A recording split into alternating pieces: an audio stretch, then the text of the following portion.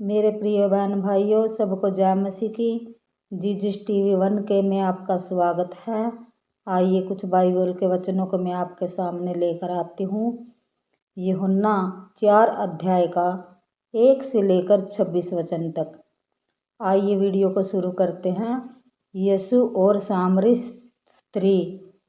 फिर जब प्रभु को मालूम हुआ कि फरीसियों ने सुना है कि यीशु यूहन्ना से अधिक चेले बनाता और उन्हें बपतिस्मा देता है, यद्यपि यीशु स्वयं नहीं वरन उसके चेले बपतिस्मा देते थे, तब वह यहूदिया को छोड़कर फिर गलील को चला और उसको सामरिया से होकर जाना आवश्यक था।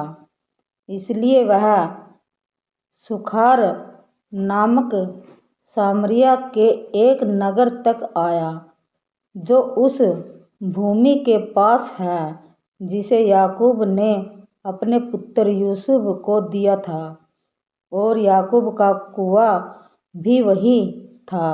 अतः यीशु मार्ग का थका हुआ और कुएं पर यूं ही बैठ गया। यह बात 6 घंटे के लगभग हुई। इतने में एक सामरी स्त्री जल भरने आई। यीशु ने उससे कहा, मुझे पानी पिला, क्योंकि उसके चेले तो नगर में भोजन मोल लेने को गए थे। और सामरी स्त्री ने उससे कहा, तू यहूदी होकर मुझ सामरी स्त्री से पानी क्यों मांगता है? क्योंकि यहूदी सामरियों के साथ किसी प्रकार का व्यवहार नहीं रखते। यीशु ने उत्तर दिया, यदि तू परमेश्वर के वरदान को जानती और यह भी जानती कि वह कौन है जो तुझसे कहता है, मुझे पानी पिला, तो तू उससे मांगती और वह तुझे जीवन का जल देता। स्त्री ने उससे कहा, हे प्रभु, तेरे पास जल भरने को तो कुछ है भी नहीं, और कुआं गहरा है, तो फिर वह जीवन का जल तेरे पास कहाँ से आया? क्या तू हमारे पिता याकूब से बड़ा है, जिसने हमें यह कुआं दिया, और आप ही अपनी संतान और अपने पशुओं समेत इसमें से पिया? यीशु ने उसको उत्तर दिया, जो कोई यह जल पिएगा वह फिर प्यासा होगा, परंतु जो कोई उस जल में से पिएगा जो मैं उसे दूंगा, वह फिर अंतकाल तक प्यासा न होगा, वरन जो जल मैं उसे दूंगा वह उसमें एक सोता बन जाएगा, जो अनंत जीवन के लिए उमड़ता रहेगा। स्त्री ने उससे कहा, हे प्रभु, वह जल मुझे दे, ताकि मैं प्यासी न होऊं और न जल भरने को इतनी दूर आऊं। यीशु ने उससे कहा, जा अपने पति को यहाँ बुला ला।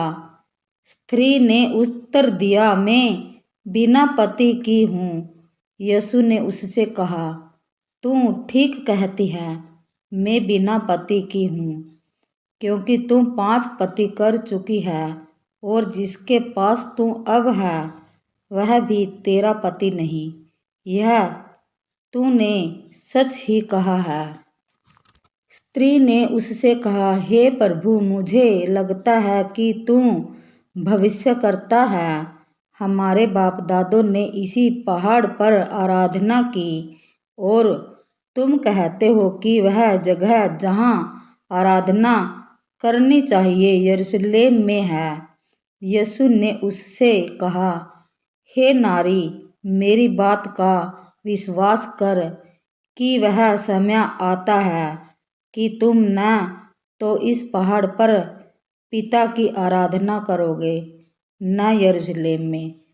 तुम जिसे नहीं जानते उसकी आराधना करते हो, और हम जिसे जानते हैं उसकी आराधना करते हैं, क्योंकि उद्धार यहूदियों में से है, परंतु वह समय आता है, वरन अब भी है, जिसमें सच्चे भगत पिता की आराधना आत्मा और सच्चाई से करेंगे, क्योंकि पिता अपने लिए ऐसे ही आराधकों को ढूंढता है।